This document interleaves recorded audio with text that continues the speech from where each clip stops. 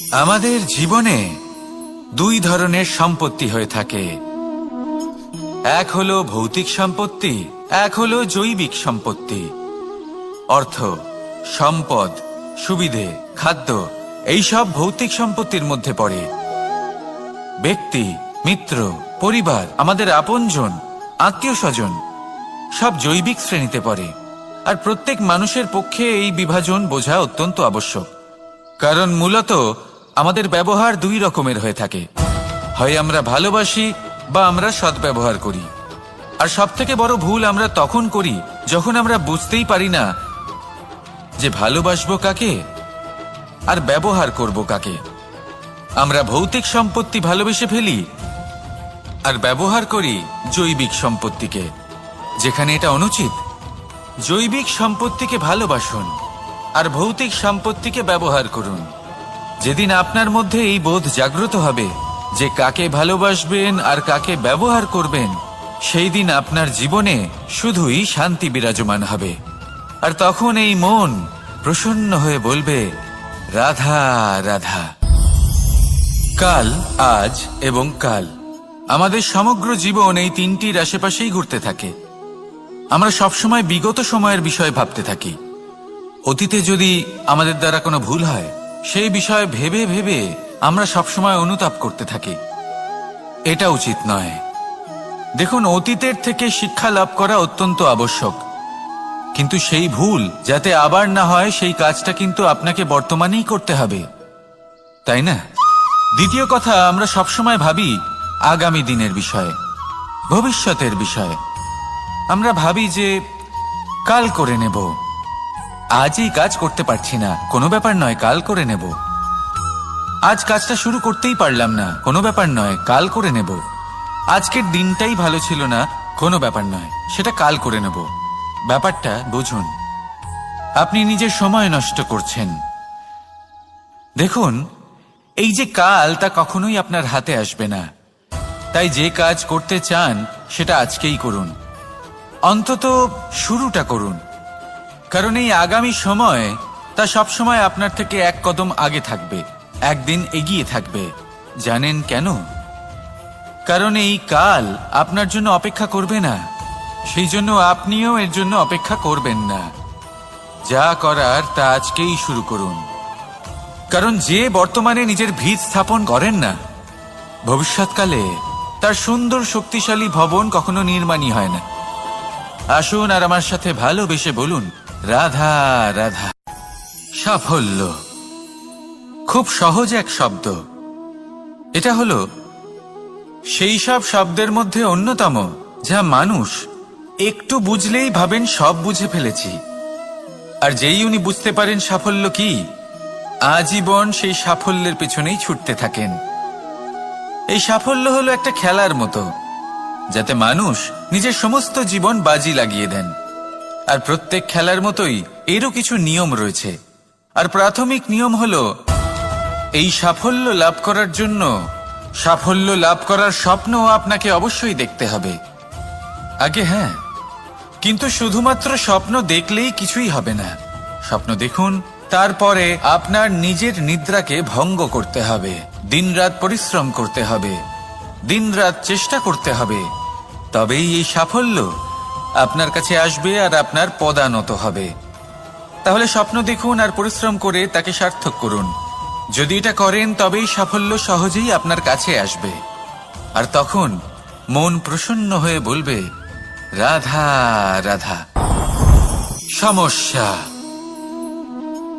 প্রত্যেকের জীবনেই সমস্যা আসা যাওয়া করে। আর প্রত্যেক মানুষ সমস্যা আসার পর তার সমাধান খুঁজতে উঠে পড়ে লাগেন। কিন্তু যখনই সমস্যার সমাধান হয়ে যায়, আমরা সুপ্রসন্ন হয়ে যাই এবং অসাবধানও হয়ে যাই।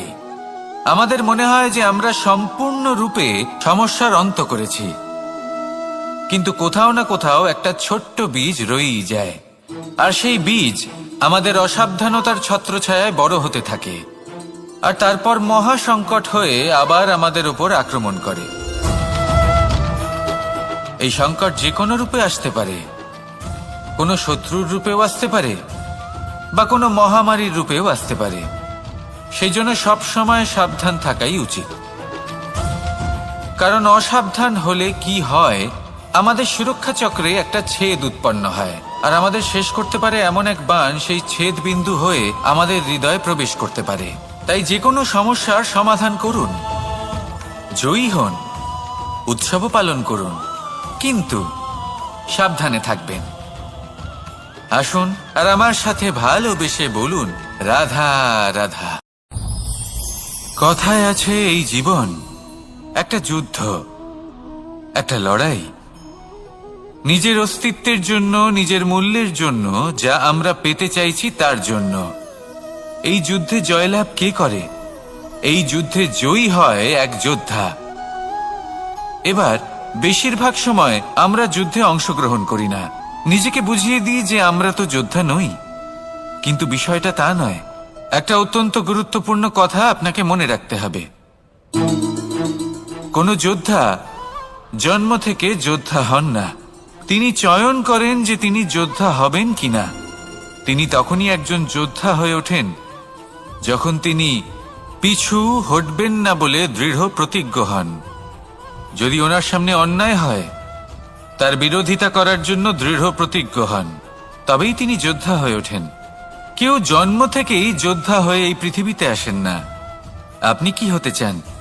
সেই দর্শক হতে চান যারা যুদ্ধভূমিতে বসে থেকে অন্য কারোর জয় উচ্ছ্বাস প্রকাশ করেন, নাকি সেই যোদ্ধা হতে চান যিনি নিজের শৌর্য দিয়ে, বীরত্ব দিয়ে নিজের পরাক্রম প্রদর্শন করেন, আর যার প্রশংসা যুগ যুগ ধরে হয়ে চলে? আপনি কি হতে চান সেই সিদ্ধান্ত আপনারই। আসুন আর আমার সাথে ভালোবেসে বলুন, রাধা রাধা। নাম, এই নাম আসলে কি বলা বড়ই মুশকিল। এই সংসারের প্রত্যেক বস্তু, প্রত্যেক ব্যক্তি, প্রত্যেক স্থান, প্রত্যেক জাতি, প্রত্যেক সম্প্রদায়ের নাম আছে।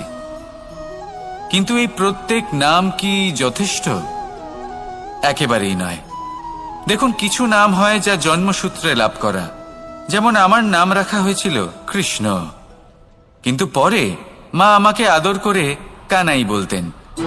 যখন আমি গোবর্ধন পর্বত ধারণ করি, তখন সকলে আমাকে গোবিন্দ বলে ডাকতেন। যখন আমি কংসের সংহার করেছিলাম, তখন সকলে আমাকে কংসহারি বলতেন।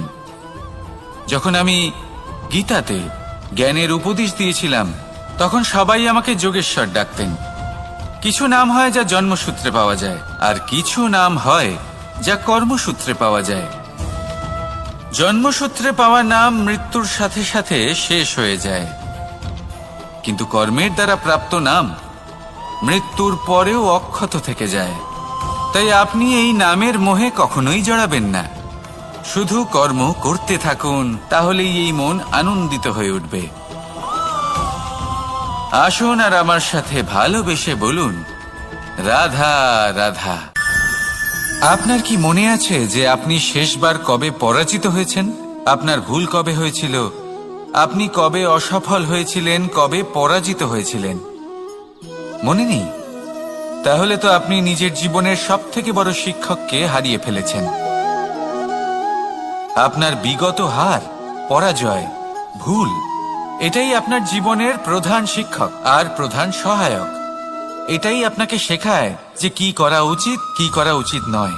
এই প্রকৃতি আমাদের কি শেখাতে চাইছে তা বুঝুন। এমন কি কোনো দিন আছে যার শেষে রাত আসে না? এমন কি কোনো নদী আছে যা শুকিয়ে যায় না? এমন কি কোনো বৃক্ষ আছে যার পাতা ঝরে না?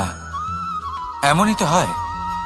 কিন্তু যদি সূর্য পরাজয় স্বীকার করে, তাহলে রাতের পরে কখনোই দিন আসবে না। যদি নদী হার মেনে নেয়, তাহলে সে আবার বর্ষা ঘটাতে কখনোই সাহায্য করতে পারবে না। যদি বৃক্ষ হার মেনে নেয়, তাহলে সে বসন্ত ঋতুতে না নতুন পাতার জন্ম দিতে পারবে, আর না গ্রীষ্মকালে ছায়া প্রদান করতে পারবে। যদি এরা সবাই হার মেনে নেয়, তাহলে ধরিত্রী তৃষ্ণার্ত থাকবে। প্রকৃতি আমাদের এটাই শেখায় যে হার, অসফলতা, পরাজয় এগুলো আমাদের জীবনে আসবেই আসবে, আর আমাদের শিক্ষা দিতে আসবে, আমাদের মঙ্গলের জন্য আসবে। তাই নিজের দৃষ্টিভঙ্গি সেরকমই রাখুন। তাই ধন্যাত্মক দৃষ্টিভঙ্গি দিয়ে দেখুন, নিজের হার, নিজের পরাজয় থেকে শিক্ষা নিয়ে অগ্রসর হতে থাকুন। নিশ্চিত রূপে আপনি জয়ী হবেন। আর যখন জয়ী হবেন তখন মন প্রসন্ন হয়ে বলবে, রাধা রাধা। জীবনে কখনো না কখনো এই প্রশ্ন আপনার মনে এসেই থাকে যে আমরা আসলে কি, কোথা থেকে এসেছি, সূত্রপাত কোত্থেকে হয়েছে, লক্ষ্যটা কি, আর কোথায় পৌঁছতে চাই, আমাদের অস্তিত্ব কি, আর কেন এই জীবন আমরা লাভ করেছি। আসে, বেশিরভাগ মানুষের মনেই এই প্রশ্ন আসে, আর আসাও উচিত। দেখুন, আপনার অধিকার এটা জানা যে আপনি কে, তাই এটা খুঁজতে থাকুন, ভাবতে থাকুন। কিন্তু তার থেকেও বেশি গুরুত্বপূর্ণ কিছু আছে, আপনার কর্তব্য, নিজেকে সঠিকভাবে গড়ে তোলার কর্তব্য। এটাই বেশি গুরুত্বপূর্ণ, এটাই করুন। নিজেকে নির্মাণ করুন, নিজের কর্মগুলিকে, নিজের গুণগুলিকে, নিজের মূল্য নির্মাণ করুন, যা আপনার অস্তিত্বকে আকার দিতে পারে, আপনার পরিচয়কে আকার দিতে পারে, যা আপনাকে আপনার লক্ষ্যে পৌঁছে দিতে পারে, যা আপনাকে আপনার সূত্রপাত দেখাতে পারে, আপনাকে নির্দেশ দিতে পারে। তারপর নিজেকে খোঁজার কোনো অর্থই থাকে না, নিজেকে নির্মাণ করা বেশি গুরুত্বপূর্ণ হয়ে যায়। আর এটাই হলো বেশি গুরুত্বপূর্ণ কাজ, তাই আপনিও এটাই করুন। আর আমার সাথে ভালোবেসে বলুন, রাধা রাধা। সংসারের সবথেকে গুরুত্বপূর্ণ বস্তু কি? সবথেকে গুরুত্বপূর্ণ ব্যক্তি কে? সবথেকে গুরুত্বপূর্ণ অস্ত্র কি? আপনার কাছে সবথেকে গুরুত্বপূর্ণ সময় কোনটা? এমন অনেক প্রশ্ন আমাদের মনে আসে, এবং তার উত্তর খোঁজার জন্য আমরা কি না করি, কোথায় কোথায় না যাই, যেখানে এর উত্তর আমাদের কাছেই রয়েছে, আমাদের সামনেই রয়েছে। সংসারের সবথেকে গুরুত্বপূর্ণ ব্যক্তি হলেন তিনি, যিনি এই মুহূর্তে আপনার সাথে রয়েছেন, আপনার সামনে রয়েছেন। সবথেকে গুরুত্বপূর্ণ অস্ত্র হলো সেটাই যা আপনার কাছে রয়েছে। সবথেকে গুরুত্বপূর্ণ বস্তু সেটাই যেটা এই মুহূর্তে আপনার হাতে রয়েছে। সবথেকে গুরুত্বপূর্ণ পুঁজি সেটাই যেটা এই মুহূর্তে আপনার সাথে রয়েছে। আর সবথেকে শ্রেষ্ঠ এবং গুরুত্বপূর্ণ ফল সেটাই যেটা আপনি এই মুহূর্তে ভোগ করছেন। যা আছে তা এই মুহূর্তেই আছে। পর মুহূর্তে আপনি থাকবেন কিনা সেটা আপনিও জানেন না। তাহলে বাকি কোনো ব্যক্তি বা বস্তু বা অস্ত্র বা ধনের বিষয়ে আপনি কি বা বলবেন? জীবন যদি থাকে তাহলে তা এই মুহূর্তে আছে, বর্তমানে আছে। অন্য সবই ভাবনা এবং কল্পনা মাত্র। তাই এই জীবন উপভোগ করুন, শুধু আনন্দই আনন্দ পাবেন। আসুন আর আমার সাথে ভালোবেসে বলুন, রাধা রাধা। সারল্য। মানুষ সবসময় এমন কিছু খোঁজে যা সরল, এমন পথ খোঁজে যা সরল, সেই সকল বস্তুর পেছনে ছোটে যা সহজেই পাওয়া যায়। আপনি আমাকে বলুন, যদি সবই সহজে পাওয়া যেত তাহলে আনন্দ কিসে থাকত? আপনি আমাকে বলুন, সরল কোনটা? দুঃখ ভোগ করার পর চোখের জল ফেলা, নাকি হাসি মুখে অন্য কাউকে সাহস জোগানো? সরল কোনটা? পড়ে যাওয়ার পরে কাউকে সাহায্যের জন্য অনুরোধ করা, নাকি স্বয়ং নিজের পায়ে উঠে দাঁড়িয়ে শক্তি অর্জন করা? সরল কোনটা?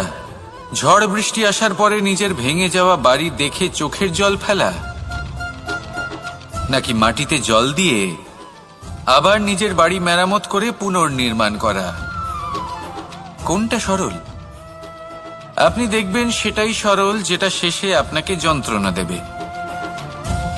সরল পথ নির্বাচন করবেন না, উচিত এবং শ্রেষ্ঠ লক্ষ্য নির্বাচন করুন। পথ যেমনই হোক না কেন তা আপনাকে মেনে নিতেই হবে। যদি পথ কঠিন হয় তাও ভালো, কারণ যে ব্যক্তি কঠিন পথে চলা শুরু করেন শেষ পর্যন্ত সাফল্যের ফুল তার চরণেই এসে পড়ে।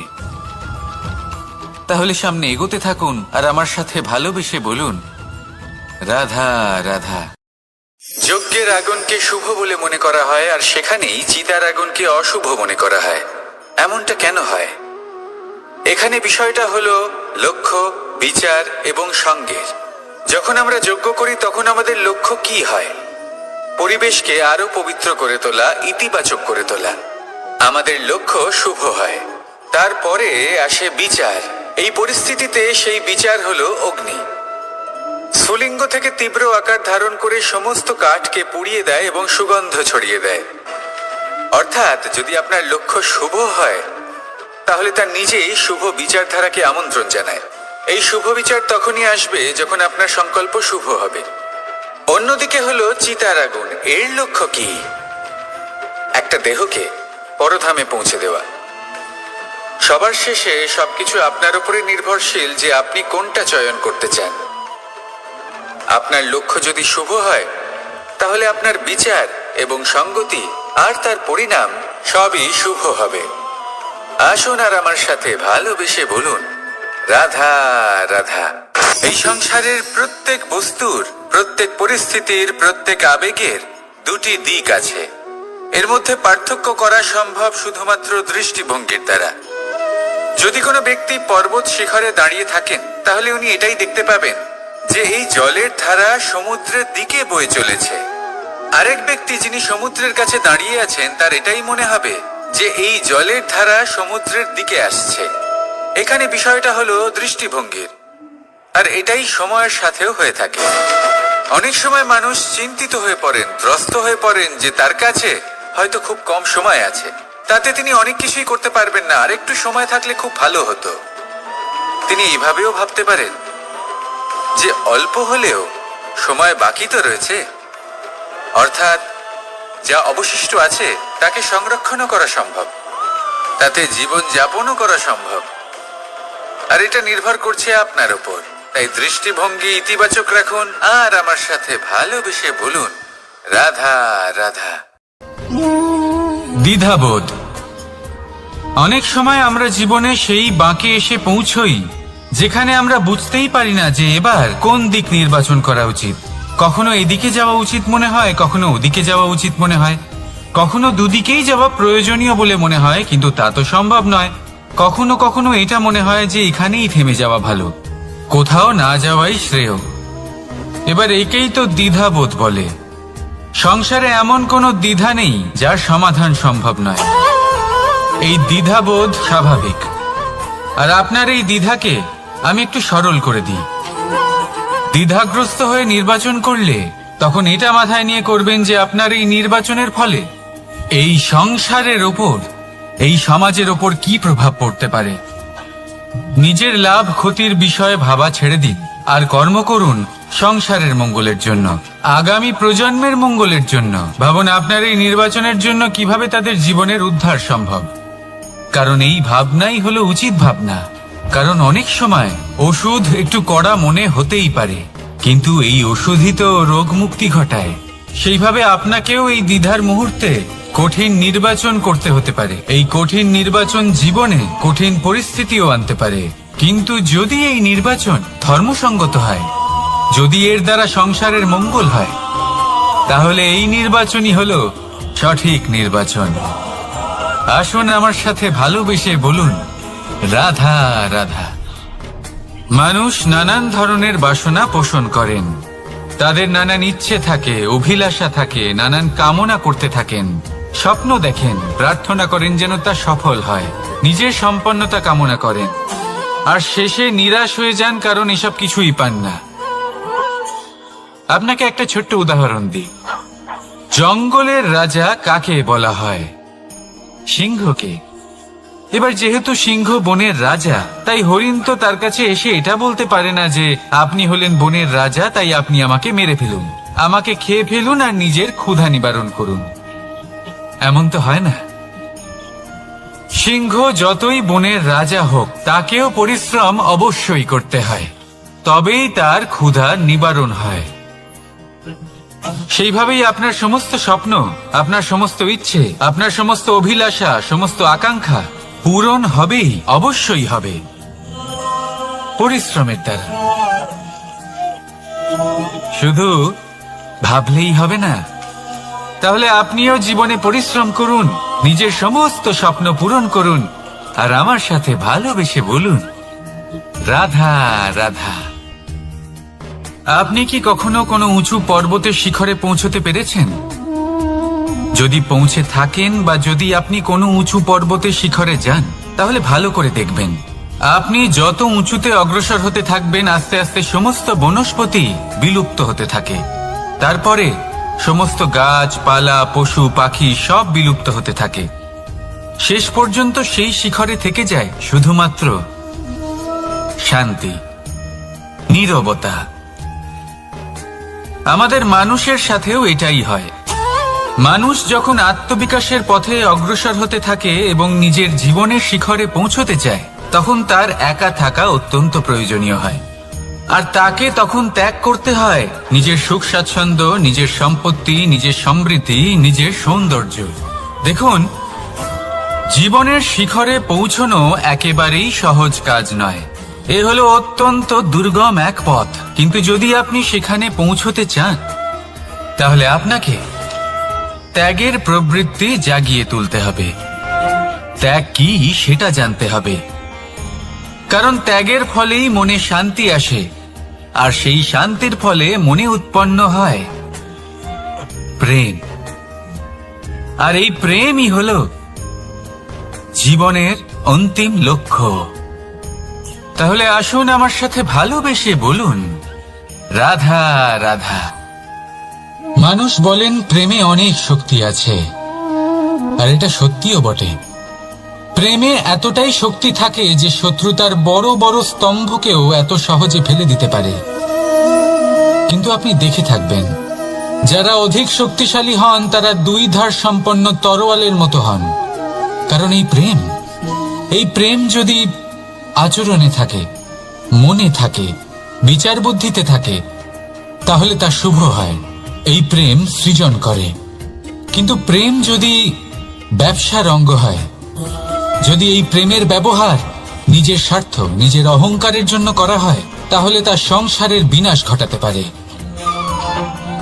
রাধা প্রেমের ব্যবহার করেছে শাম্বের কারণে, আর শাম্ব সেই প্রেমের ব্যবহার করেছে নিজের অহংকার, নিজের স্বার্থ সিদ্ধির জন্য। শেষ পর্যন্ত ক্ষতি শাম্বের হলো না, হলো প্রেমের। তাই মনের মধ্যে প্রেম ভাব অবশ্যই রাখুন, নিজের আচরণেও প্রেম ভাব বজায় রাখুন, কিন্তু সতর্কও থাকবেন আপনার এই প্রেম একে নিয়ে কেউ ব্যবসা না করে ফেলেন। আসুন আর এই ভালোবাসার সাথেই বলুন, রাধা রাধা। ফলটা দেখছেন আপনি? এটা সেই ফল যেটা গাছের সবচেয়ে উঁচু ডালে পাওয়া যায়। কিন্তু যখন এটা খসে পড়ে, তখন এটা আকাশের দিকে যায় না যা ওপরে আছে, সে যায় সেই ভূমির দিকে যে নিচ থেকে তার দিকে তাকিয়ে থাকে। কেন? কারণ এই ফলের নিজের উচ্চতার ধারণা মাটির থেকে নিজের দূরত্ব দেখে হয়। এই ব্যাপারটাই আমাদের মানুষের জন্যও খাটে। যদি আপনি সম্পন্ন হন, তাহলে তাদের সাহায্য অবশ্যই করবেন যাদের সামর্থ্য আপনার থেকে কম, যাদের সাহায্যের অত্যন্ত প্রয়োজন। আপনার সামর্থ্য বেশি কারণ তাদের আপনার থেকে সামর্থ্য কম। দেখুন, জীবনে আনন্দ শুধু বড় হওয়ায় নয়, বরং তাদের সাহায্য করেও আছে যারা কোনো কারণবশত আপনার থেকে নিচে রয়ে গেছেন। আর যখন একটা ফল এই কথাটা বুঝতে পারে, তখন আপনি নয় কেন, রাধা রাধা। সময় বড়ই বিচিত্র অনুভব দেয়। যখন অপেক্ষা করছেন তখন অনেক লম্বা হয়ে যায়। প্রতিটা মুহূর্ত একটা গোটা দিনের মতো মনে হয়। ঠিক সেইভাবেই যদি কোথাও যেতে দেরি হয়, তখন সময় দৌড়তে থাকে। প্রসন্নতায় বয়ে যায় আর নিরাশায় থমকে যায়।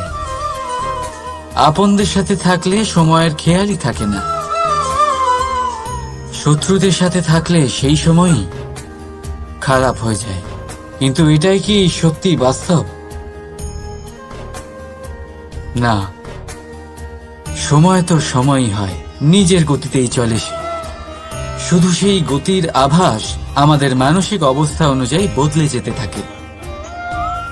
তাই এই সমস্যা সময়ের নয়, আমাদের মানসিকতা।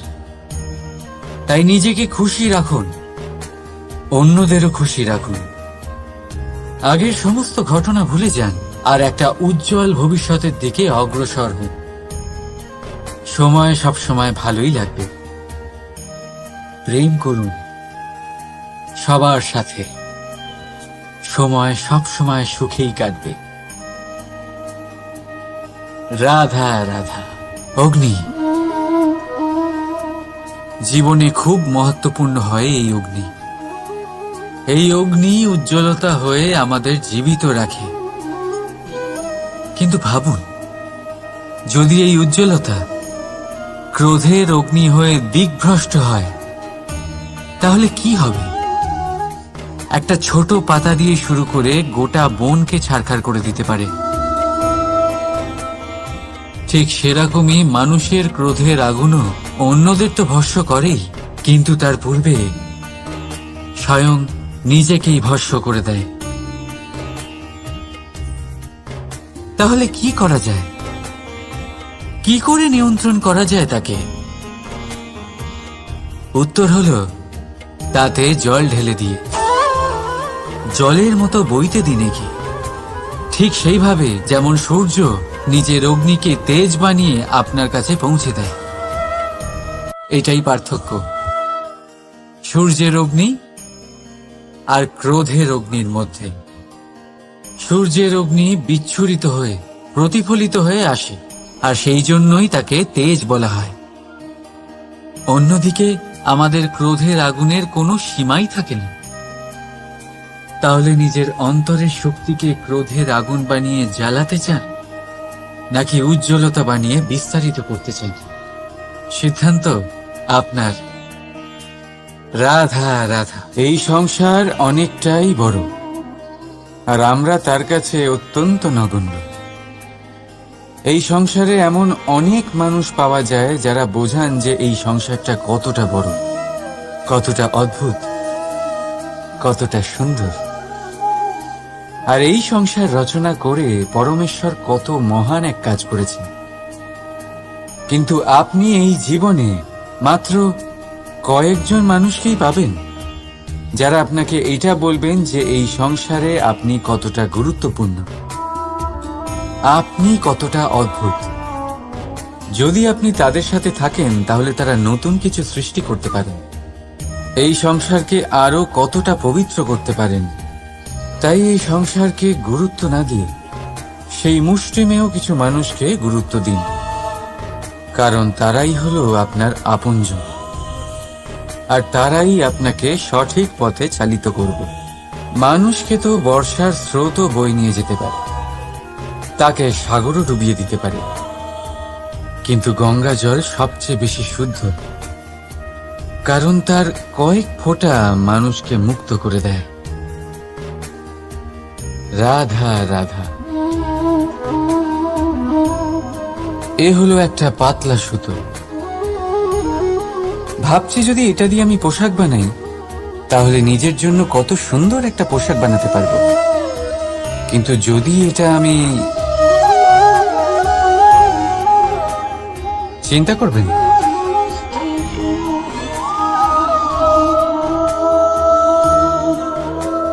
দেখুন এই সুতো জোড়া লেগে গেল।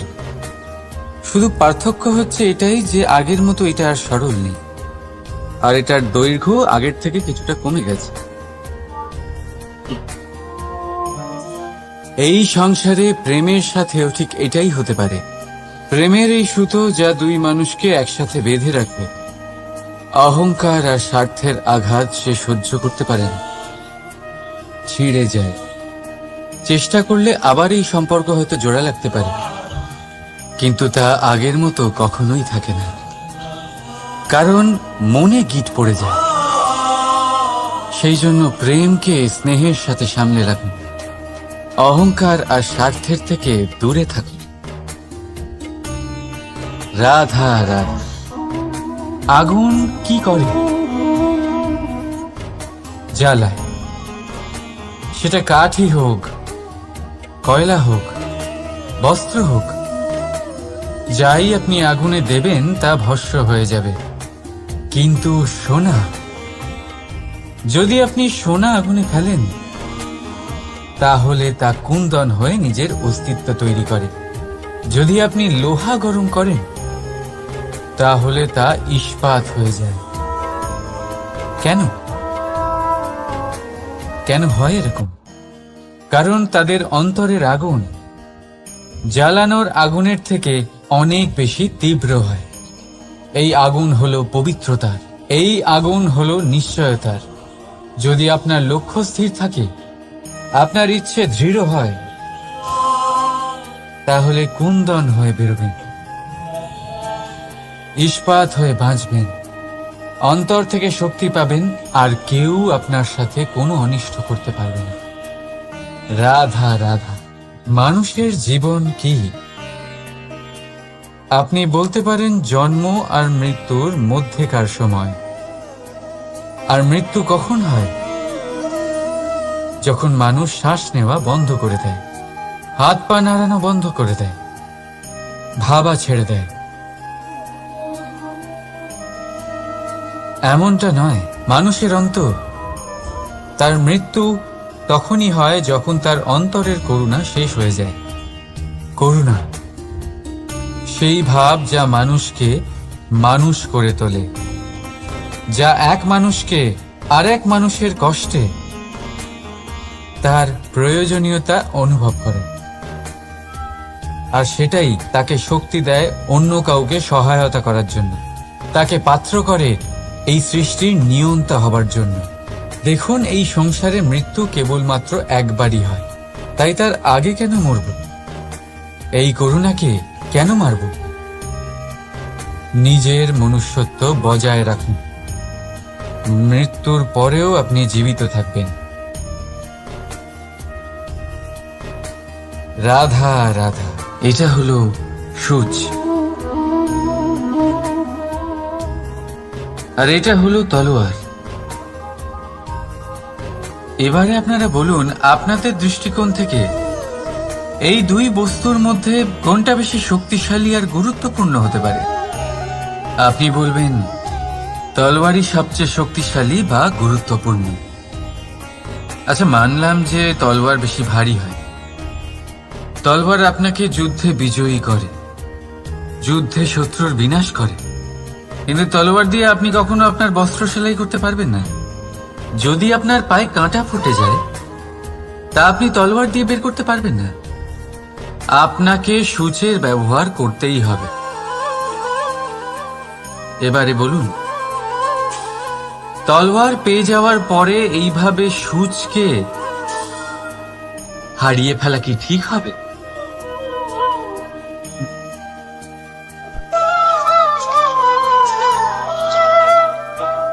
ঠিক সেইভাবেই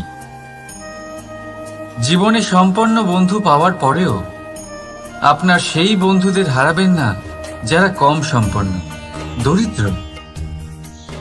কারণ তারা আপনার সাথে তখন ছিলেন যখন আপনি কিছুই ছিলেন না, আর জীবনে দরকার পড়লে তারাই আপনার কাজে আসবে, সম্পন্ন বন্ধু নয়। তাই যাকে ভালোবেসেছেন তার সাথে বন্ধুত্ব পালন করুন, চিত্ত আনন্দে জেগে উঠবে। রাধা রাধা। পঞ্চমহাভূত জীবন রচনায় এর অবদান অনস্বীকার্য। এই পঞ্চমহাভূত আসলে কি? জল, বায়ু, অগ্নি, মাটি আর আকাশ। এবার শুধুমাত্র জীবন রচনায় এর অবদান আছে তা নয়, শুধু শরীর রচনাতে এর যোগদান আছে তা নয়, বরং এরা হলো আমাদের জীবনের সবথেকে বড় শিক্ষক। এবার আপনারা সকলে চমকে যাবেন, হয়তো আপনারা এই দৃষ্টিভঙ্গি দিয়ে কখনো দেখেননি। আমি আজ আপনাদের বোঝাবো। এদের মধ্যে সবথেকে বড় তত্ত্ব জল। এ আমাদের কি শেখাচ্ছে? এই জল, এর নামই হলো জল, কিন্তু এ কখনোই আমাদের জ্বালায় না, আমাদের জ্বলনের কারণ হয় না। তাহলে কি করে? আমাদের তৃষ্ণা মেটায়, আমাদের শীতলতা প্রদান করে, জীবন দান করে। এর দ্বারা আমরা কি শিক্ষা লাভ করি? যে আপনার উৎপত্তি যেখান থেকেই হোক না কেন, আপনি যেখানেই জন্মগ্রহণ করুন না কেন, আপনার কর্ম সর্বদা শ্রেষ্ঠ হওয়া উচিত। আপনি জলকে যে কোনো পাত্রে রাখুন না কেন, সে সেই অনুসারেই নিজের আকার ধারণ করে নেয়। এর দ্বারা আমরা কি শিক্ষা পাই? এই শিক্ষাই পাই যে যে কোনো পরিস্থিতিতেই নিজেদের মানিয়ে নিতে হবে, নিজেকে সেরকম করে নিতে হবে। যে দেশেই থাকি না কেন, যে স্থানেই থাকি না কেন, যে পরিস্থিতিতেই থাকি না কেন, যে ব্যক্তির সাথেই থাকি না কেন, আমাদের সুখময় হয়ে জীবন অতিবাহিত করা উচিত। দেখুন, আমাদের কত বড় একটা শিক্ষা দিল এই জল, যা আমরা কোনোদিন দেখতেই পাইনি। নিজেকে জলের মতোই করে তুলুন। সুখের ধারায় স্বাচ্ছন্দ্যে প্রবাহমান হতে থাকবেন আপনি। নিজের আকারকে ভেঙে ফেলুন, নিজের সীমা লঙ্ঘন করুন। আপনি অবশ্যই একদিন মহানুভবতা অনুভব করবেন। তাহলে আসুন আর আমার সাথে ভালোবেসে বলুন, রাধা রাধা। জীবনের পঞ্চমহাভূতের দ্বিতীয় তত্ত্ব হল মাটি, ভূমি, ধরা, যে ধারণ করে, যা আমাদের সকলকে ধারণ করে, ভালো হোক বা মন্দ, নিজের কর্তব্য পালন করে। আর এটাই শিক্ষা আমাদের জন্য। আমাদেরকেও আমাদের সকল কর্তব্য পালন করতে হবে, তা সে আমাদের নিজেদের প্রতি হোক, আমাদের পরিবারের প্রতি হোক, সমাজের প্রতি হোক বা ঈশ্বরের প্রতি। এই শিক্ষা আমাদের মাটি দিয়ে থাকে। এ আমাদের পদতলে পিষ্ট হয়েও তার বদলে আমাদের বনস্পতি প্রদান করে। অগ্রসর হতে পদক্ষেপ নেওয়ার সময় আমরা পা দিয়েই ধরিত্রীকে পিছনে ঠেলি, কিন্তু এই মাটি আমাদের ঘৃণা করে না। সে আমাদের পরবর্তী পদক্ষেপের জন্য অপেক্ষা করে আর স্বাগত জানায়। আর হয়তো সেই জন্যই এই ধরাকে আমরা ধরিত্রী মাতা বলে থাকি। আর তাই এই পদবী, এই সম্মান, এই ভালোবাসা এর আকার বা এর ভারের জন্য একে প্রদান করা হয় না, প্রদান করা হয় এর স্বভাবের কারণে। আপনিও যদি ধরিত্রীর মতো হতে পারেন, যদি আপনিও নিজের সকল কর্তব্য পালন করেন, বিশ্বাসের সাথে তা স্বীকার করে নিতে পারেন, যদি অন্য কারোর সাফল্যেও আপনি প্রসন্ন হতে শিখতে পারেন, যদি আপনি একটু কষ্ট সহ্য করে অন্য কাউকে প্রসন্নতা প্রদান বা অন্য কাউকে সেবা করতে পারেন, তাহলে আপনিও মাটির মতোই মহান হয়ে উঠতে পারবেন। তাহলে আসুন আর আমার সাথে ভালোবেসে বলুন, রাধা রাধা। জীবনের পঞ্চমহাভূতের মধ্যে একটা তত্ত্ব হল বায়ু। বায়ু যাকে কিনা দেখা যায় না, বরং তাকে কিন্তু আমরা অনুভব করতে পারি। আর একে সব থেকে বেশি অনুভব করতে পারি তখন যখন বায়ু কম থাকে। বায়ু যদি লুপ্ত হয়ে যায়, তাহলে তখনই আমরা বুঝতে পারি যে বায়ু তো নেই, এ তো সমস্যার ব্যাপার। এবার এই বায়ু দ্বারা আমরা কি শিক্ষা পাই? এই বায়ু আমাদের এই শিক্ষা দেয় যে আমাদের কখনোই অহংকার করা উচিত নয়। আমরা সকলেই কখনো না কখনো চাই যে আমাদের শ্রেষ্ঠতা, আমাদের যোগ্যতা, আমাদের মাহাত্ম্য এই সংসার বুঝতে পারুক।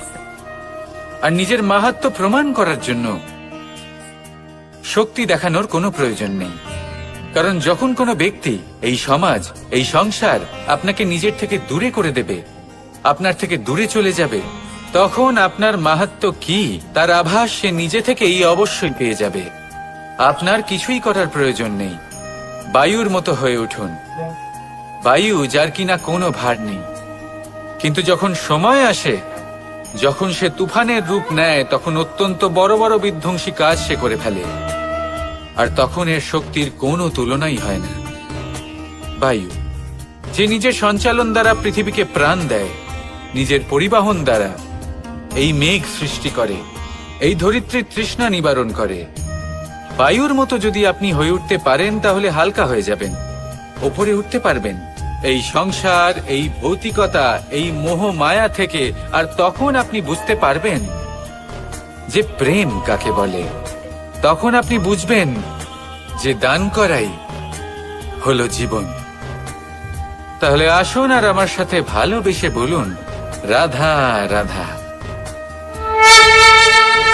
জীবনের পঞ্চমহাভূতের মধ্যে একটা তত্ত্ব হলো আকাশ, আকাশ যা কিনা নিরাকার, যার কোনো আকার নেই। আকাশ যা হলো অনন্ত। আর আমাদের সবসময় মনে হয় যে এই আকাশ আমাদের সাথে জড়িয়ে রয়েছে। কেন? এবার এই আকাশ আমাদের জন্য কি না করে। আকাশ আমাদের ওড়বার স্বাধীনতা দেয়। আকাশ মেঘকে ধারণ করে যাতে আমাদের তৃষ্ণা মিটতে পারে। এই আকাশ সূর্য এবং চন্দ্রকে তার যথাস্থান দেয়, যাতে আমরা প্রকাশও পেতে পারি, আবার অন্ধকারও, যাতে আমাদের জীবনে সামঞ্জস্য বজায় থাকে। আকাশের থেকে অনেক কিছুই শেখার রয়েছে। যদি আমরাও আকাশের মতো হতে পারি, আমাদের আপনজনদের সেই স্বাধীনতা দিতে পারি যাতে তারা উড়তে পারেন, যাতে তারা নিজেদের স্বপ্ন পূরণ করতে পারেন, যার ফলে তারা নিজেরাই এই জীবনকে অনুভব করতে পারেন, নিজের পায়ে দাঁড়াতে পারেন, তাহলে ভাবুন আমাদের অস্তিত্ব কতটা বড় হয়ে যাবে। যদি আপনি আকাশের মতো হতে পারেন, তাহলে আপনিও আকাশের মতোই অনন্ত হয়ে উঠবেন। তাহলে আসুন আর আমার সাথে ভালোবেসে বলুন, রাধা রাধা। জীবনের পঞ্চমহাতত্ত্বের মধ্যে পঞ্চম তত্ত্ব অগ্নি। অগ্নি যা জ্বালাতে সাহায্য করে, কিন্তু তা উত্তাপও প্রদান করে। নিশ্চিত রূপে অগ্নি আমাদের জ্বালিয়ে দিতে পারে, কিন্তু আপনি কি কখনো এটা ভেবে দেখেছেন যে আগুন, তাকে নিজেকে কতটা জ্বলতে হয়, তাকে নিজেকে কতটা তাপ সহ্য করতে হয়।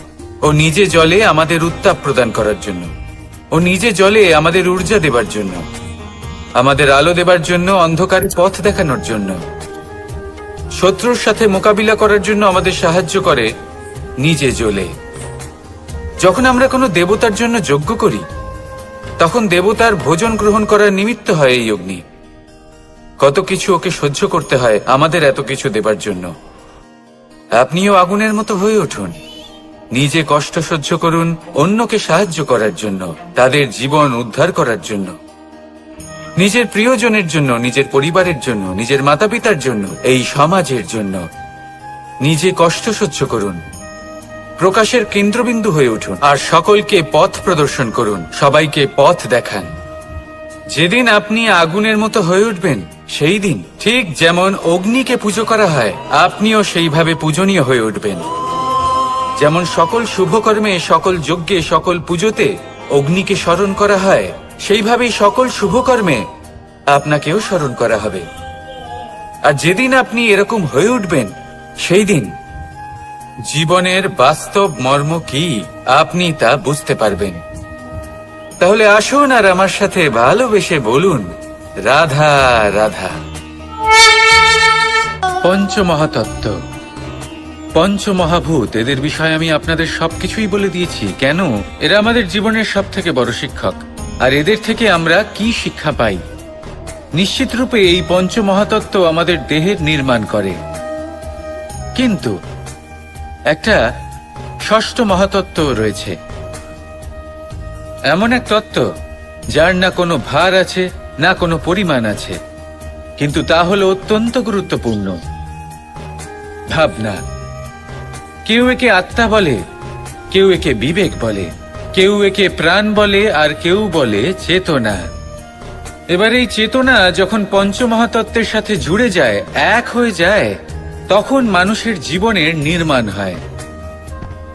এবার আপনার দেহের নির্মাণ জন্ম থেকেই পঞ্চমহাতত্ত্ব করে দেয়, কিন্তু এই ভাবনা, এই চেতনা, একে আপনি নিজেই এগিয়ে নিয়ে যেতে পারেন।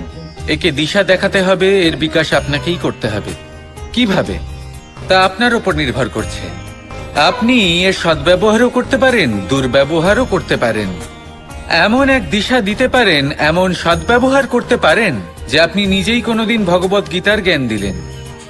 এমন দুর্ব্যবহার করতে পারেন, এমন দিশাও দিতে পারেন যে আপনি হয়তো শকুনের মতোই মহাভারত রচনা করলেন। এই চয়ন আপনারই। শুধু এই চেতনার শুদ্ধতার দিকে বিশেষ নজর রাখতে হবে।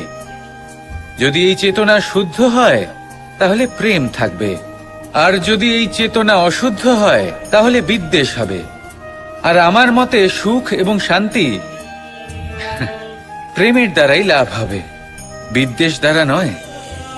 তাহলে আসুন আর আমার সাথে ভালোবেসে বলুন, রাধা রাধা।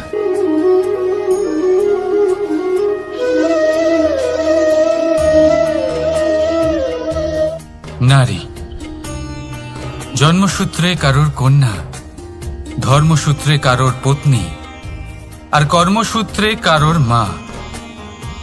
আমাদের মনে এই ছবি আঁকা রয়েছে একজন নারীকে নিয়ে, তাই না?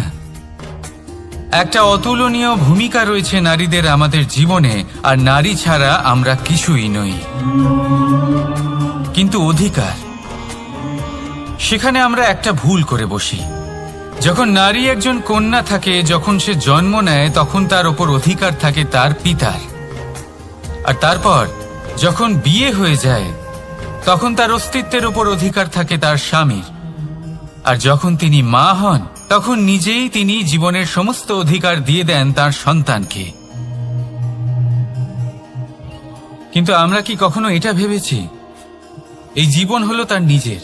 যে নারী সবার কল্যাণ করছেন, তার জীবনের অধিকারও তার কাছেই থাকা উচিত, তাই না? তার নিজের জীবনের সিদ্ধান্ত সে নিজেই নিতে পারেন, নিজেই নিজের ভাগ্যের রচয়িতা হতে পারেন। আর এর জন্য আমাদের নিজেদের পাল্টাতে হবে, দৃষ্টিভঙ্গি পাল্টাতে হবে। কারণ এই ধারণা সেটা আজ বা কালকের ব্যাপার নয়, এটা ঘটে চলেছে বহু বছর ধরে, আর চলতেই থাকবে যদি আমরা এটা না বদলাই। আর এটা তখনই সম্ভব হবে যখন আমরা নিজেদের মধ্যে পরিবর্তন আনব। তাই আজকের পর থেকে, এই মুহূর্ত থেকে, কোনো নারীর ওপর অকারণ অধিকার স্থাপনের আগে সহস্রবার ভেবে দেখবেন। কারণ যখন নারী নিজের অধিকার কেড়ে নিতে বাধ্য হবেন, তখন শুধু এবং শুধুমাত্র বিনাশই ঘটবে। রাধা রাধা।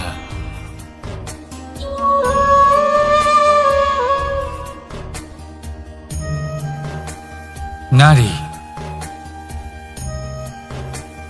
পুরুষরা যাকে নাম দিয়েছেন ত্রিয়া, কেন দিয়েছেন, কে দিয়েছেন, কেউ তা জানে না। কথায় আছে, পুরুষরা ভাবেন যে ত্রিয়া, ভাবেন একরকম, বলেন অন্য কিছু, আর করেন অন্য কিছুই। কিন্তু সত্যিটা কি এটাই?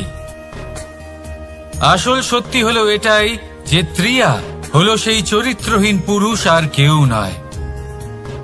সেই পুরুষ যারা নারীকে বলেন যে আপনি হলেন মা, আপনি হলেন দেবী, আপনি হলেন বোন। আর ভাবেন কি? ভাবেন যে এই নারী হলো আমাদের পায়ের ধুলো, আর কিচ্ছু নয়। আর কি করেন? ওনাদের মাথায়, ওনাদের খোপায় মালা পরিয়ে দিয়ে ভাবেন যে ওনারা হলেন তাদের পায়ের ধুলোর সমান। একজন নারীর সম্মান ভঙ্গ করেন, তাদের দাসী মনে করেন।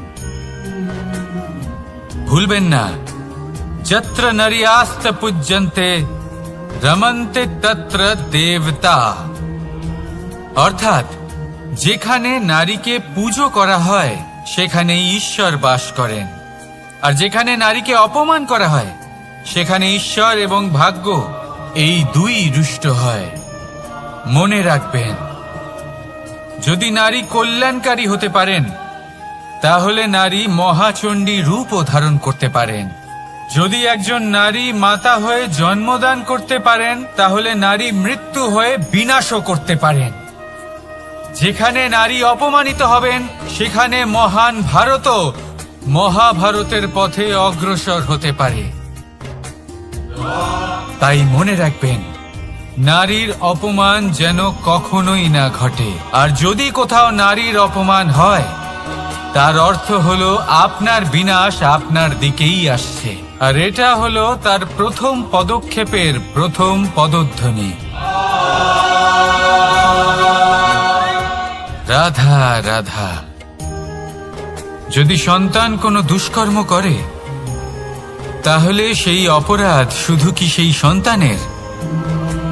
না, যদি সন্তান দুষ্কর্ম করে, তাহলে অপরাধী তার মাতা পিতাও, যারা পুত্রমোহর কারণে সেই অনুচিত কাজে তাকে বাধা দেননি। অপরাধী হলেন তার পিতামহ, যিনি নিজের কর্তব্যবোধের কারণে নিজের পরিবারের যত্ন নেননি, যিনি সন্তানকে কখনো শাস্তি দেননি। অপরাধী হলেন তার সেই গুরুও, যিনি নিজের শিষ্যের সেই দুষ্কর্ম দেখেও তাকে প্রতিহত করতে পারেননি। একজন হবু রাজার কর্তব্য হলো নিজের প্রজার কাছে সে যেন এক উদাহরণ প্রস্তুত করতে পারে, কিন্তু যদি এত অনুচিত উদাহরণ প্রস্তুত হয়ে থাকে তাহলে মা বাবার, বাড়ির বয়োজ্যেষ্ঠদের কর্তব্য হলো ওনারা যেন সেটা সেখানেই থামান, হয় ভালোবেসে নয়তো শাস্তি দিয়ে। যদি না থামানো হয় তাহলে মহাভারত অবশ্যম্ভাবী। অনেক ব্যক্তির মনে একটা প্রশ্ন জাগে আমাকে আর রাধাকে নিয়ে।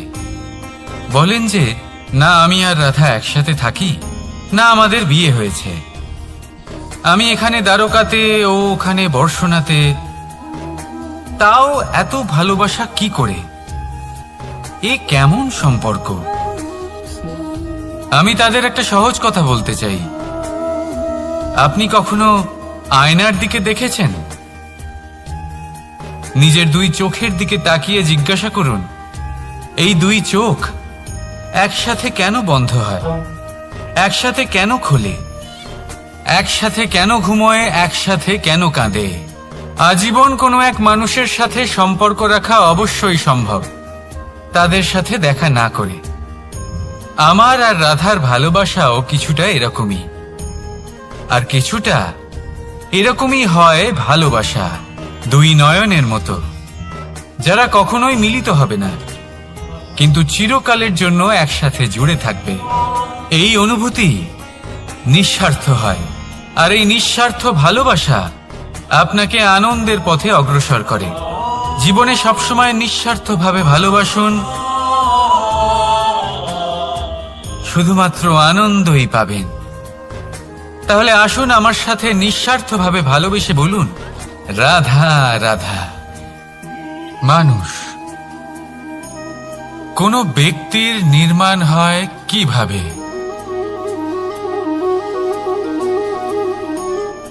কেউ বলবেন পঞ্চতত্ত্বের দ্বারা, কেউ বলবেন আত্মা, দেহ ও চেতনার দ্বারা, কেউ বলবেন ঈশ্বরের কৃপার দ্বারা, তো কেউ বলবেন এই প্রকৃতির পরীক্ষার দ্বারা। না, মানুষের নির্মাণ হয়ে থাকে বিশ্বাস দ্বারা। ব্যক্তি তখনই গড়ে ওঠেন যখন ব্যক্তিত্ব থাকে, ঠিক কিনা? আর ব্যক্তিত্ব তখনই হবে আর সেরকমই হবে যেরকম বিশ্বাস আপনি নিজের উপরে রাখবেন। যদি আপনি মনে করেন আপনি বিষের ন্যায় হবেন, তাহলে আপনি বিষাক্তই হবেন। যদি আপনি এটা মনে করেন যে আপনি অমৃতের ন্যায় হবেন, তাহলে আপনি অমরই হয়ে যাবেন। যদি আপনি নিজের উপরে বিশ্বাস রাখেন যে আপনি সংসারের সব থেকে উঁচু পর্বতের শিখরে পৌঁছতে পারবেন, তাহলে আপনি অবশ্যই পৌঁছবেন। যদি আপনার এরকম মনে হয় যে আপনি এরকম কখনো করতে পারবেন না, তাহলে এরকম কখনোই হবে না। ভেবে দেখবেন, বিশ্বাসের মধ্যেই বিশ্ব বাস করে থাকে, তো আপনার অস্তিত্ব কেন করবে না? যেমন বিশ্বাস আপনি নিজের উপরে রাখবেন, তেমনই আপনি হয়ে উঠবেন। সেই জন্য নিজের উপরে বিশ্বাস রাখুন, আর হ্যাঁ, ভালোবেসে বলুন, রাধা রাধা। বাজ পাখিকে পক্ষীরাজ বলা হয়। বাজের আয়ু হলো মোটামুটি 70 বছর। এবার 40 বছর হতে হতেই ওদের পালক লম্বা এবং ভঙ্গুর হয়ে যেতে থাকে, ঠোঁট বেঁকে যায়, ডানা ভারী হয়ে যায়, অর্থাৎ আগের মতো উড়তে পারে না, সেই শক্তি থাকে না। এবার সেই বাজ কি করবে? বাজ সব থেকে কঠিন নির্বাচন করে, নির্বাচন নিজের পুনর্স্থাপনার। সর্বপ্রথম একটা বিশাল পর্বতে যায়, একান্তে নিজের এক বাসস্থান তৈরি করে, আর তারপরে পাথরের সাথে নিজের ঠোঁট বারবার আঘাত করতে করতে সেই ঠোঁট ভেঙে ফেলে। তারপরে সে অপেক্ষা করে সেই ঠোঁট পুনর্নির্মাণ হওয়ার। তারপর সেটাই করে নিজের পালকের সাথে। তারপরে নিজের ডানা থেকে এক এক করে ভারী পালকগুলো ছিঁড়ে ফেলে দেয়, আর তারপর 150 দিনের এই যন্ত্রণা সহ্য করার পরে ও ফিরে পায় নিজের ওড়বার অনন্য ক্ষমতা, সেই শক্তি। আর তারপরে ও জীবনের পরবর্তী 30 বছর বাঁচে। কি বুঝলেন আপনি?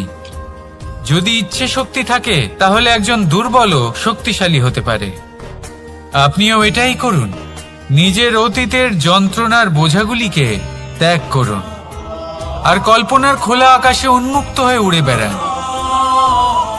নিজের পুনর্স্থাপনা করুন, তবেই সর্বশ্রেষ্ঠ হতে পারবেন। আর মনে রাখবেন, এই ছোট ছোট পদক্ষেপই বড় বড় শিখরে পৌঁছে দিতে পারে। তাহলে আসুন আর আমার সাথে ভালোবেসে বলুন, রাধা রাধা। আপনি কি কখনো জলকে নিজের মুঠোতে ধরে রাখার চেষ্টা করেছেন? চলুন আজ করা যাক।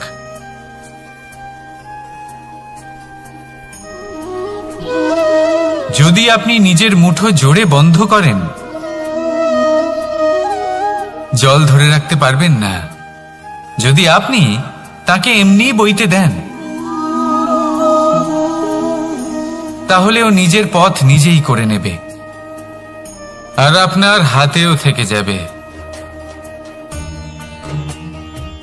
আমাদের জীবনও হলো কিছুটা এরকম, জলের মতো।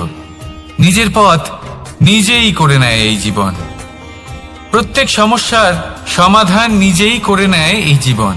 তাই জীবনে যখন কোনো পরিস্থিতি আমাদের প্রতিকূল হয়ে থাকে, কিছুই হয়তো আমরা বুঝতে পারছি না, কিছুই যখন বসে থাকে না, তখন আমরা হতাশ হয়ে পড়ি, নিরাশ হয়ে পড়ি। আর এটাই করা উচিত নয়। শান্ত মনে দেখতে হবে যে এই জীবনে আসলে কি ঘটে চলেছে। কষ্ট সবাই ভোগ করেন। কষ্ট পেলে কেউ রেগে যান, রেগে গিয়ে পরাক্রম দেখান। এটাই তো করা উচিত নয়। শান্ত মনে সেটাই করতে হবে যা জীবন আমাদের শেখাতে চাইছে। জীবন আমাদের সব শিখিয়ে দেবে, শুধু মনে রাখবেন কখন প্রয়াস করতে হবে আর কখন আমাদের প্রতীক্ষা করতে হবে, সেটা আগে আপনাকে বুঝতে হবে।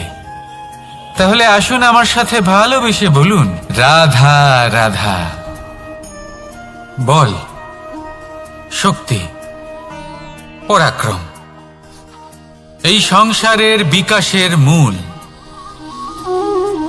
কিন্তু কখনো ভেবেছেন যে প্রকৃতি আমাদের এই বল, শক্তি, পরাক্রম কেন দিয়েছেন?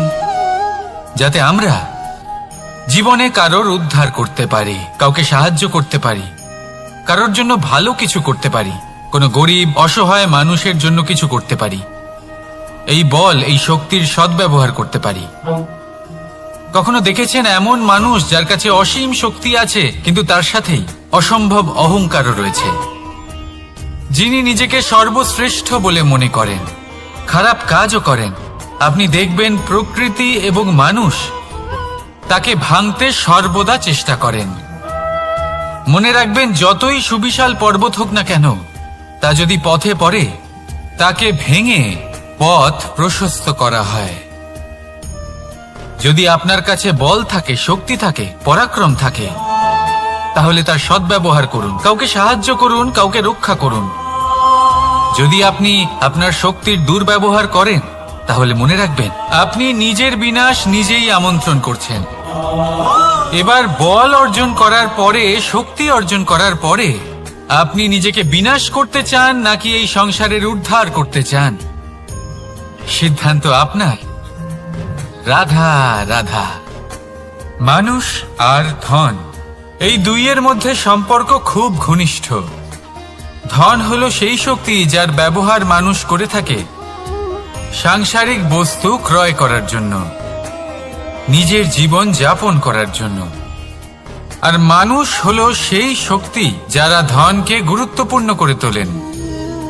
এবার একটা কথা বলি, ব্যবহার করা উচিত ধনকে আর ভালোবাসা উচিত মানুষকে। এটা বেশিরভাগ মানুষই বোঝেন না।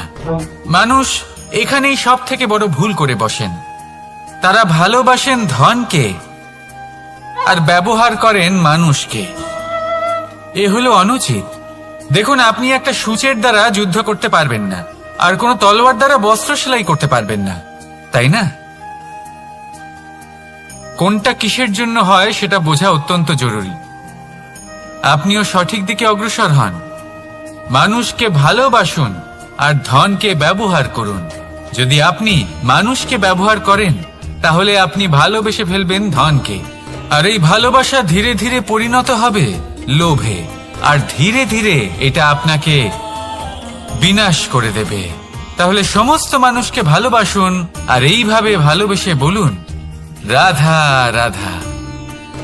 সাফল্য কে না চান? সাফল্য লাভ করার, শিখরে পৌঁছানোর আলাদাই একটা আনন্দ রয়েছে। আর আপনজনদেরও কে না চান? প্রত্যেক মানুষ চান যেন জীবনে তার কোনো আপনজন থাকে, যারা সবসময় তাদের সাথে থাকবে। কারণ আপনজনের সাথেই তো সাফল্যের আনন্দ সব থেকে বেশি পাওয়া যায়। কিন্তু আসলে কি হয়, অনেক সময় সাফল্যের খোঁজে সেই পথে চলতে চলতে আমরা আপনদের থেকে দূরে চলে যাই। না চাইতেও দূরে চলে যেতে হয়, ওনাদের সাথে সময় কাটাতে পারি না। আর আমরা ভুলে যাই যে সাফল্যের আসল আনন্দ আপনজনদের সাথেই পাওয়া যায়। সফল হওয়ার পরে আপনদের সাথে দেখা হলে তাদের চোখে আমাদের জন্য যে আবেগ থাকে, যে সম্মান, যে প্রেম থাকে, সেটাই হলো আসল পুরস্কার। আমরা সেই কথা ভুলে যাই এবং একা হয়ে পড়ি। বেশিরভাগ সময় এটাই হয়। বেশিরভাগ সময় সফল মানুষগুলি একা হয়ে যান। এবার আপনি কি চান? আপনি অসফল হয়ে দিনগুলি একাকিত্বে কাটাতে চান, নাকি সফল হয়ে আপনজনদের সাথে আনন্দে থাকতে চান? সেই সিদ্ধান্ত আপনার। সাফল্যের পেছনে ছুটুন, নিজেকে উজাড় করে দিন, কিন্তু আপনজনদের সঙ্গ ত্যাগ করবেন না।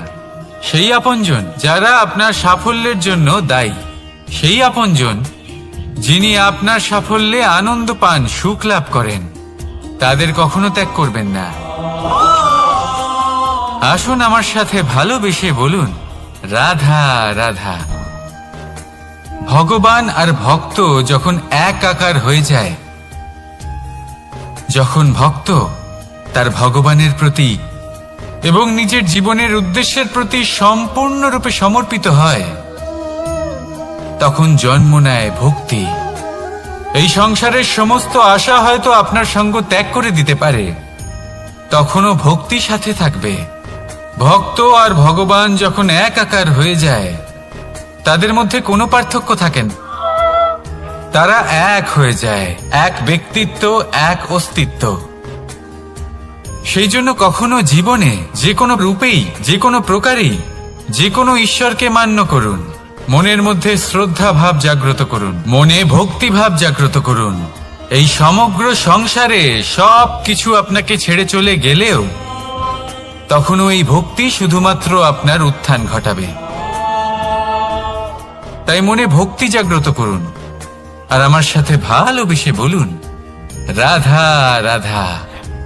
শব্দই হলো শূন্য, শব্দই হলো আরম্ভ, শব্দই হলো অন্ত, শব্দই হলো অমর, শব্দই হলো ব্রহ্ম। এই শব্দ হলো অত্যন্ত বিশেষ। কেউ কাঁদলে তাকে হাসিয়ে তোলে, কেউ হাসলে তাকে কাঁদিয়ে দেয়। কারোর মনে উদ্দীপনা জাগিয়ে তুলতে পারে, আবার কারোর মনে কাঁটা হয়ে বিঁধে থাকতে পারে। একটা অত্যন্ত গুরুত্বপূর্ণ কথা, যা বোঝা অত্যন্ত আবশ্যক। আপনার মন, আপনার হৃদয় যতই শুদ্ধ হোক না কেন, যতই পবিত্র হোক না কেন, আপনার দৃষ্টিভঙ্গি যতই স্পষ্ট হোক না কেন, যদি আপনার কথা পবিত্র না হয়, যদি আপনার শব্দ শুদ্ধ না হয়, তাহলে তা আপনাকে আপনার কর্মফল ভোগ করতে বাধ্য করবেই। একটা সহজ উদাহরণ দিই। আপনার জীবনে এমন কেউ অবশ্যই থাকবেন যাকে আপনি পছন্দ করেন না, যিনি হয়তো অধর্মী মানুষ, যিনি হয়তো দুর্বুদ্ধি সম্পন্ন মানুষ, কিন্তু তার জন্য অপশব্দ প্রয়োগ করলে তার মধ্যে কোনো পরিবর্তন আসবে না, তার মানসিকতা বদলাবে না, শুধু মনে প্রতিশোধ স্পৃহা জেগে উঠবে, মনে হিংসা জাগবে, আর কিচ্ছু নয়। সেই জন্য নিজের শব্দকে নিয়ন্ত্রণ করুন, নিজের কথা সংযত করুন। শ্রেষ্ঠ থেকে শ্রেষ্ঠতর মানুষকেও সাবধানী হতে হয়, কারণ যদি এই শব্দের প্রয়োগ সঠিক না হয়, তাহলে আজীবন মানুষকে নির্বাক হয়ে থাকতে হতে পারে। তাহলে নিজের শব্দ নিয়ন্ত্রিত রাখুন, নিজের কথাকে শুভ করুন। এতে প্রেম বোধ জাগিয়ে তুলুন, আর সেই প্রেম বোধ নিয়েই বলুন রাধা রাধা। বরদান এবং অভিশাপ এই দুই হলো একই মুদ্রার দুটি পিঠ। এই বরদান আমরা অনেক কারণে পেতে পারি, কখনো নিজের পরিশ্রমের কারণে, কখনো নিজের তপস্যার কারণে, কখনো আমাদের পূর্বপুরুষদের কর্ম ও তপস্যার কারণে। কিন্তু এই বরদান কতক্ষণ বরদান থাকবে তা আমরা নিশ্চিত করতে পারি না। তা সুনিশ্চিত করে শুধুমাত্র আমাদের কর্ম। যদি আপনাকে উদাহরণ দিই, আপনি রেশমের কীট দেখেছেন? ও বরদান পেয়েছে যে ও নিজের সুরক্ষার জন্য খোলস বানাতে পারে। এবারও তাতে এত মত্ত হয়ে যায় যে এমন এক আবরণ বানিয়ে ফেলে যাতে সে নিজেই আবদ্ধ হয়ে চাপা পড়ে মরে যায়। এটার তাৎপর্য কি? তাৎপর্য খুবই সরল। গর্ব করা খুবই ভালো, কিন্তু অহংকার করা কখনোই উচিত নয়। যদি অহংকার মনের মধ্যে প্রবেশ করে, তাহলে এই বরদান অভিশাপে পরিণত হতে সময় লাগে না। আর যদি কর্মশ্রেষ্ঠ হয়, তাহলে অভিশাপ বরদানে পরিণত হয়। তাহলে আসুন শ্রেষ্ঠ কর্ম করুন আর আমার সাথে ভালোবেসে বলুন রাধা রাধা। সুখ, দুঃখ, মৃত্যু, মহামারী এগুলো কখনো বলে আসে না, আবার জিজ্ঞাসা করেও আসে না। এমনই হয় দ্রুত ক্রীড়ার এই খেলায়। এক কারাগারের মতো, একটা মাকড়সার জালের মতো। যেমন একটা মাকড়সার জাল একটা পোকাকে নিজের দিকে আসতে আকর্ষিত করে নিজের চমকের দ্বারা, নিজের গঠন দ্বারা, সেরকমই দ্রুত ক্রীড়ার এই খেলা মানুষকে নিজের দিকে আসতে প্ররোচিত করে। শেষে গিয়ে মানুষ আটকা পড়ে। পার্থক্য শুধু এটাই, যখন এক পোকা এই জালে জড়িয়ে পড়ে তখন সে তার প্রাণ হারায়। মানুষ যখন এই দ্রুত ক্রীড়ায় আকর্ষিত হয়, সে নিজের মান, নিজের ধন সবকিছু হারায়, নিজের বিবেক হারিয়ে ফেলে। কিন্তু আপনি আপনার বিবেক কখনোই হারাবেন না। যদি আপনার মনে লোভ চলে আসে, আপনি লোভী হয়ে ওঠেন। যদি আপনি দ্রুত ক্রীড়ার এই খেলায় আটকা পড়েন, তাহলে মনে রাখবেন এই খেলা থেকে ফিরে আসা প্রায় অসম্ভবই বলা যায়। নিজের বিবেক কখনো হারাতে দেবেন না, কারণ বিনাশ আসার প্রথম লক্ষণ হলো বিবেকের বোধ চলে যাওয়া। এই প্ররোচনায় কখনো পা দেবেন না। আর আমার সাথে ভালোবেসে বলুন রাধা রাধা। আপনি ওই কথাটা নিশ্চয়ই শুনেছেন, যখন ভগবান একটা দরজা বন্ধ করেন, তখন অন্যদিকে অনেক দরজা খুলে দেন। এবার এই দরজা, এই সমস্ত পথ আমরা দেখতে পাই না। অনেক সময় আমরা বুঝতে পারি না, হারিয়ে যায় সব। কখনো কখনো মনে হয় যে এই কথাটাই মিথ্যে, কিন্তু আসলে তা তো নয়। তাহলে হারিয়ে যায় কেন? কারণ আমরা সময় নষ্ট করি এই দরজার দিকে তাকিয়ে থেকে। ভাবি এই বুঝি দরজা খুলবে, এবার দরজা খুলবে। অপেক্ষা করতে করতে আমরা অনেক সময় নষ্ট করে ফেলি। এত সময় নষ্ট করি যে আমরা দেখতে পাই না, খুঁজে পাই না সেই সমস্ত দরজা আর পথ যা আমাদের জন্য খোলা রয়েছে। যদি খুঁজেই না পাই, তাহলে তা ব্যবহার করব কি করে? মনে রাখুন, ভগবান সবসময় আমাদের সাথে রয়েছেন, আমাদের সাহায্য করছেন। এই পথ সব সময় আছে, সর্বত্র আছে। দরকার রয়েছে শুধুমাত্র দৃষ্টির, দৃষ্টিভঙ্গি এবং ভাবনার। এই দৃষ্টিকে বিস্তৃত করুন, এই দৃষ্টিভঙ্গিকে ধন্যাত্মক করে তুলুন, আর এই ভাবনা এর সীমা একটু বাড়িয়ে তুলুন। তারপর দেখবেন সব খুঁজে পাবেন। আসলে কি, এই যে ঈশ্বর, এই যে পরমাত্মা, তা আমাদের সাথে রয়েছে, আমাদের মনের মধ্যে রয়েছে। যিনি তাকে মন থেকে চাইবেন, তিনি তাকে মনের মধ্যে অবশ্যই খুঁজে পাবেন। যদি উনি মন থেকে চান পথ খুঁজে পেতে, তাহলে তিনি অবশ্যই পথ খুঁজে পাবেন। তাহলে আসুন আমার সাথে ভালোবেসে বলুন রাধা রাধা। ধর্ম। আমরা সকলে ধর্মের বিষয়ে কথা বলি, কখনো নিজের ধর্মের বিষয়, আর কখনো অন্যের ধর্মের বিষয়। কখনো আমরা অধর্ম দেখলে সেই বিষয়ে কথা বলি। অনেক রকম আলোচনা হয়, কিন্তু এই ধর্ম আসলে কি, সেটা কি কেউ বোঝে? যদি আমি আপনাকে উত্তর দিই, এই উত্তর সরল। ধর্ম হলো তাই যা মানুষকে অন্য মানুষের সাথে, সমস্ত বিশ্ব সংসারের সাথে আনন্দ সহকারে বাঁচতে শেখায়। সেই জন্য আপনি যদি কখনো কোনো ধর্মীয় স্থানে যান, সেই ধর্মীয় স্থানে গিয়ে আপনার শান্তির অনুভূতি হয়, তাই না? কিন্তু দেখুন, ধর্মের জ্ঞান থাকলেই সেই মানুষ ধর্মের পথে চলতে পারবে এমন কোনো কথা নেই। অনেক সময় সম্পর্কে যখন সংঘর্ষ বেড়ে যায়, তখন ইচ্ছের জন্ম হয়, ক্রোধের জন্ম হয়, অহংকারের জন্ম হয়, আর তারপর বিনাশ হয়ে যায় এই ধর্মের। সেই জন্য দ্বিতীয় সবথেকে গুরুত্বপূর্ণ গুণ যা আমার সারথীর মধ্যে থাকা উচিত, তা হলো ধর্মবীর হওয়া। এবার দেখতে হবে সেটা এই যে কে হবে সেই ব্যক্তি যিনি এই স্বয়ম্বরে নিজের ধর্মে অটল থাকবেন। কারণ সেই ব্যক্তি এই সংসার থেকে সরে এসে ধর্মের পুনঃস্থাপনের এই মহাকার্যে আমার সারথী হতে পারবেন। তাহলে আসুন আমার সাথে ভালোবেসে বলুন, রাধা রাধা।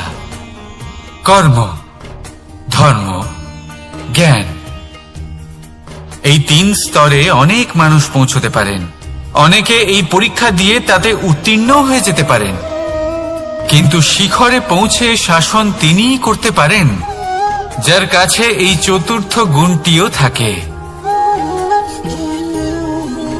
সমর্পণ। অত্যন্ত গুরুত্বপূর্ণ একটা গুণ এটা। এই সমর্পণ আসলে অত্যন্ত গুরুত্বপূর্ণ। পূর্ণ সমর্পণ দরকার নিজের লক্ষ্যের প্রতি, সমর্পণ নিজের কর্তব্যের প্রতি, সমর্পণ নিজের আত্মার থেকে নির্গত স্বরের প্রতি, সমর্পণ নিজের রথীর প্রতি, অর্থাৎ আমার প্রতি। এবার এই পরীক্ষায় অত্যন্ত কঠিন এক বাঁক আসতে চলেছে, যেখানে সারথীকে সমর্পণের নিরিখে পরীক্ষা করা হবে, আর তাতে উত্তীর্ণ হওয়ার পরেই তার হাতে ধর্ম স্থাপনের রথের রাশ তুলে দেওয়া হবে। দেখা যাক কি হয়। ততক্ষণ আপনি প্রসন্ন থাকুন আর আমার সাথে ভালোবেসে বলুন, রাধা রাধা। যখন একজন ভক্ত এবং তার ভগবান এক আকার ধারণ করেন, যখন একজন ভক্ত নিজের ভগবানের প্রতি, নিজের জীবনের লক্ষ্যের প্রতি সম্পূর্ণরূপে সমর্পিত হয়ে যান, তখন জন্মগ্রহণ করে ভক্তি। আর তখন সংসারের সমস্ত আশা তিনি ত্যাগ করতে পারেন। সমস্ত আশা শেষ হতে পারে, কিন্তু মানুষের সঙ্গ ভক্তি কখনো ত্যাগ করে না। যখন ভক্ত ও ভগবান এক আকার ধারণ করেন, এক হয়ে যান, তখন রথী এবং সারথীর মধ্যে কোনো পার্থক্য থাকে না। তারাও এক হয়ে যান। একটাই ব্যক্তিত্ব, একটাই অস্তিত্ব। আর সেই জন্যই কখনো কখনো রথীর আদেশ ছাড়াই সারথী রথ চালিয়ে দেন, আবার কখনো সারথীর পরামর্শ ছাড়াই রথী আক্রমণ করে ফেলেন। এ তো শুধুমাত্র আরো একটা গুণ সেই সারথীর মধ্যে যিনি ধর্ম স্থাপনার মহান কাজে আমার সারথী হতে চলেছেন। তাহলে আসুন আমার সাথে ভালোবেসে বলুন, রাধা রাধা। ভাগ করে নেওয়া বা বন্টন করা প্রত্যেক মানুষের জীবনে অবশ্যই হয়ে থাকে, আর অনেক সময় এটা জীবনে অতি আবশ্যক হয়ে পড়ে। কিন্তু ভাগ করার মনোকামনা তার থেকেও বেশি গুরুত্বপূর্ণ হলো যে কোন ঘটনার আধারে এই বাটোয়ারা হলো। অনেক সময় এই বাটোয়ারা হলো শান্তির প্রতীক, আবার অনেক সময় এই বাটোয়ারা বিপ্লব ঘটাতে পারে, এমন এক বিপ্লব যা মহাযুদ্ধ ঘটিয়ে দিতে পারে। দেখুন, বাটোয়ারা সম্পত্তির হোক পা হোক ভিক্ষার। শিক্ষা কিন্তু একটাই, জীবনে অনেক সময় বাটোয়ারা দরকার হতে পারে, কিন্তু যতদূর সম্ভব তা এড়িয়ে চলুন, একসাথে মিলে এগিয়ে চলুন। কারণ দেখুন, এই যে বাটোয়ারা ভাগ করে দেয়, আর সেখানেই একতা আপনাকে অগ্রসর করে। তাহলে আপনিও এটাই করুন, একসাথে মিলে সামনে এগোন, আর আমার সাথে ভালোবেসে বলুন, রাধা রাধা। আত্মীয় স্বজন কারা হন? তারাই যারা সুখে দুঃখে পাশে থাকেন, তারা যারা বিপদের সময় আপনার পাশে এসে দাঁড়ান। এবার দেখুন, একটা প্রশ্ন করব আপনাদের, সব থেকে ঘনিষ্ঠ, আবশ্যক এবং গুরুত্বপূর্ণ আত্মীয় কারা, বিশেষ করে বিপদের সময়? কেউ বলবেন মাতা, কেউ বলবেন পিতা, কেউ বলবেন ভাই বোন, ইত্যাদি ইত্যাদি। এবার ভাবুন, আপনি বড় হয়ে গেছেন, আপনি বাড়ি থেকে দূরে চলে গেছেন, পেট ভরানোর জন্য আপনাকে প্রত্যেকদিন চেষ্টা করতে হয়। এমন সময় যদি আপনার জীবনে বিপদ এসে পড়ে, তাহলে কখন আপনার খবর ওনাদের কাছে পৌঁছবে? কতক্ষণে ওনারা সাহায্য করতে আসতে পারবেন? এরকম এক সময় সব থেকে গুরুত্বপূর্ণ আত্মীয় হন আপনার প্রতিবেশী, কারণ তারাই সেই মুহূর্তে আপনার সব থেকে কাছে। আপনি কখনো পরীক্ষা করে দেখবেন, আপনার তার সাথে লক্ষ মতভেদ থাকলেও প্রতিবেশীকে কষ্টের মধ্যে দেখে সবার আগে সাহায্য করতে তারাই এগিয়ে আসেন। তাই প্রতিবেশীর সাথে সম্পর্ক ভালো রাখুন, শুধুমাত্র স্বার্থের জন্য নয়। এটা হলো শান্তিরও আধার। যদি এই সম্পর্ক ভালো থাকে, তাহলে না কথায় কথায় বিবাদ হবে, না মতান্তর। আর এই সুখী সম্পর্কের ছায়ায় মন প্রসন্ন হয়ে বলবে, রাধা রাধা। কখনো ভেবে দেখেছেন, মানুষকেই এই সংসারে সর্বশ্রেষ্ঠ প্রাণী কেন বলা হয়? অন্য কোনো প্রাণীকে কেন নয়? শুধু কি এই জন্যই আমরা চিন্তা করতে পারি, আমাদের কাছে তীক্ষ্ণ বুদ্ধি রয়েছে, কোনো কিছু আবিষ্কার করতে পারি, সেই কারণেই? তা তো অন্য কোনো প্রাণীর কাছেও থাকতে পারে। এমন কিছু পশুও রয়েছে যাদের কাছে তীক্ষ্ণ বুদ্ধি আছে। তাহলে মানুষ কেন? কারণ মানুষের কাছে এমন কিছু রয়েছে যা অন্য প্রাণীর কাছে নেই, মানবতা। মানবতা যা সর্বপ্রথম এগিয়ে যেতে চাইলেও যদি পথে কেউ ধাক্কা খেয়ে পড়ে যায়, তাকে আগলে রাখতেও জানে। মনে রাখবেন, আপনার সব থেকে বড় পরিচয় আপনার নাম, আপনার সম্পত্তি বা আপনার ধর্মও নয়। আপনার সব থেকে বড় পরিচয় হল আপনার মানবতা। তাহলে সময় এলে পরে নিজের মানবতার পরিচয় দিন, অন্য মানুষকে সাহায্য করুন, অন্য প্রাণীকে সাহায্য করুন। একা একা পথ চলা হলো পশুদের প্রবৃত্তি। মানুষ হলেন তিনি যিনি অন্যের জন্য প্রাণও দিতে পারেন। মানুষ হলেন তিনি যিনি অন্য মানুষের প্রাণ বাঁচান। সেই মানবতাকে জাগিয়ে তুলুন, আর এই জীবন বাঁচতে শুরু করুন। আর হ্যাঁ, আমার সাথে ভালোবেসে বলুন, রাধা রাধা। এই সংসারে মাতা পিতা তার সন্তানকে সব থেকে বড় উপহার কি দিতে পারেন? বৈভব, সুযোগ সুবিধা, বাড়ি, নাকি আশেপাশের পরিবেশ? এই সংসারে মাতা পিতা তার সন্তানকে সব থেকে বড় উপহার শিক্ষা দিতে পারেন, কিন্তু তার জন্য সময়ের প্রয়োজন হয়। এবার এই সময় অত্যন্ত অদ্ভুত। সময়ের ধারণা সবার রয়েছে। কখনো কখনো কিছু কঠিন সময় বরদানের মতো আমাদের সম্মুখে আসে। এরকম কোন সমস্যার কথা যদি আমি বলি, যেমন যুদ্ধ, মহামারী, মহা অসুখ, এরকম সময় আমাদের কাছে যথেষ্ট সময় থাকে। এই সময় আমরা চিন্তা করি, ভয়ভীত হই, কে জানে কত সম্পত্তির ক্ষয়ক্ষতি হবে। এবার এই সময় কিভাবে কাটিয়ে ওঠা যায়? অশুভ চিন্তা তার মনের মধ্যে বাসা বাঁধে, সে বুঝতে পারে না সে কি করবে। আমি বলবো, চিন্তা ত্যাগ করুন, এই ভয়কে ত্যাগ করুন। আর মনে রাখুন একটা গুরুত্বপূর্ণ কথা, যে ঈশ্বর আপনাকে বরদান দিয়েছেন, যাতে আপনি নিজের কর্তব্য পূর্ণ করতে পারেন। কর্তব্য, নিজের পরিবারকে সময় দেওয়া, নিজের সন্তানকে শিক্ষা দেওয়া। তাদের সাথে বসুন, কথাবার্তা বলুন, আলোচনা করুন। কিছু কথা তারা বলবে, কিছু আপনি বলবেন, কিছু আপনি শিখবেন, কিছু তারা শিখবে। তাদের সাথে খেলা করুন, তাদের সাথে পূর্বপুরুষের গল্প করুন। এইসব করলে তাতে না শুধু তাদের ভবিষ্যৎ উজ্জ্বল হবে, বরং আপনিও সন্তুষ্টি পাবেন। ভয়ভীত হবেন না। আজ বর্তমানে আপনি কি করতে পারেন যাতে আপনার বর্তমান সঠিক হবে এবং ভবিষ্যৎ উজ্জ্বল হবে, তাতে একাগ্র হন। সবকিছু শুভ হবে। রাধা রাধা। দাদা আমাকে সব সময় জিজ্ঞাসা করেন,